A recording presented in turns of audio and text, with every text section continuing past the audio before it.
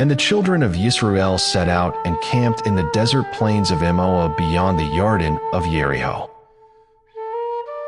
And Balak son of Zippor saw all that Israel had done to the Amorites. And Moab was exceedingly afraid of the people, because they were many, and Moab was in dread because of the children of Israel. And Moab said to the elders of Midian, "Now this company is licking up all that is around us, as an ox licks up the grass of the field." Now Balak son of Zippor was sovereign of the Moabites at that time. And he sent messengers to Bileam son of Beor at Pethor, which is near the river in the land of the sons of his people, to call him, saying, "See, a people has come from Mitzrayim. See, they have covered the surface of the land and are settling next to me. And now, please come at once, curse this people for me, for they are too strong for me. It might be that I smite them and drive them out of the land, for I know that he whom you bless is blessed, and he whom you curse is cursed." And the elders of Moab and the elders of Midian left with the fees for divination in their hand, and they came to Bileam and spoke the words of Balak to him. And he said to them, "Spend the night here, and I shall bring back word to you, as Yahweh speaks to me." So the heads of Moab stayed with Bileam. And Elohim came to Bileam and said, "Who are these men with you?" And Bileam said to Elohim, "Balak, son of Zippor, sovereign of Moab, has sent to me, saying, See, a people has come out of Mitzrayim and covered the surface of the land. Come now, curse them for me. It might be that I am able to fight against them and drive them out." And Elohim said to Bileam, "Do not go with them.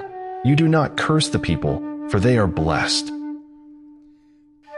And Bileam rose in the morning and said to the heads of Balak, "Go back to your land, for Yahweh has refused to allow me to go with you." And the heads of Moab arose and went to Balak and said, "Bileam refuses to come with us." Then Balak again sent heads, more numerous and more esteemed than they. And they came to Bileam and said to him, "This is what Balak son of Zippor said, Do not be withheld from coming to me, please. For I esteem you very greatly, and whatever you say to me, I do. Therefore please come, curse this people for me." And Bileam answered and said to the servants of Balak, "Though Balak were to give me his house filled with silver and gold, I am unable to go beyond the word of Yahweh my Elohim, to do less or more. And now, please, you also stay here tonight, and let me find out what more Yahweh says to me." And Elohim came to Bileam at night and said to him, "If the men come to call you, rise and go with them, but only the word which I speak to you that you do." And Bileam rose in the morning and saddled his donkey and went with the heads of Moab. But the displeasure of Elohim burned because he went, and the messenger of Yahweh stationed himself in the way as an adversary against him. And he was riding on his donkey, and his 2 servants were with him. And the donkey saw the messenger of Yahweh standing in the way with his drawn sword in his hand, and the donkey turned aside out of the way and went into the field. So Bileam beat the donkey to turn her back onto the way. Then the messenger of Yahweh stood in a narrow passage between the vineyards, with a wall on this side and a wall on that side. And when the donkey saw the messenger of Yahweh, she pushed herself against the wall and crushed Bileam's foot against the wall, so he beat her again.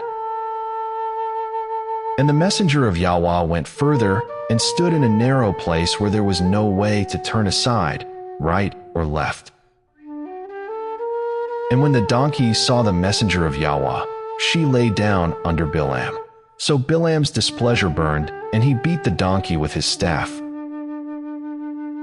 Then Yahweh opened the mouth of the donkey, and she said to Bileam, "What have I done to you, that you have beaten me these 3 times?" And Bilam said to the donkey, "Because you have mocked me, I wish there were a sword in my hand, for I would have killed you by now." And the donkey said to Bilam, "Am I not your donkey on which you have ridden, ever since I became yours, to this day? Was I ever known to do so to you?" And he said, "No." Then Yahweh opened Bilam's eyes, and he saw the messenger of Yahweh standing in the way with his drawn sword in his hand. And he bowed his head and fell on his face. And the messenger of Yahweh said to him, "Why have you beaten your donkey these 3 times?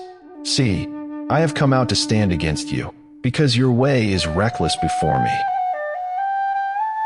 And the donkey saw me and turned aside from me these 3 times. If she had not turned aside from me, I certainly would have killed you by now and let her live."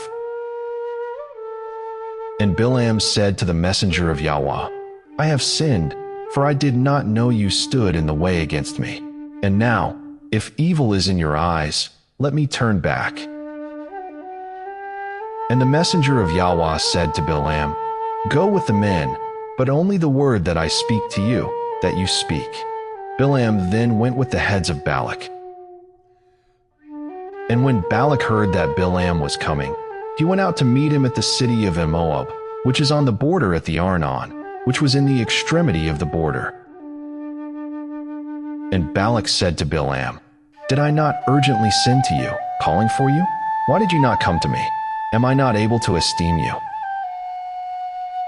And Bilam said to Balak, "See, I have come to you. Now, am I at all able to say somewhat?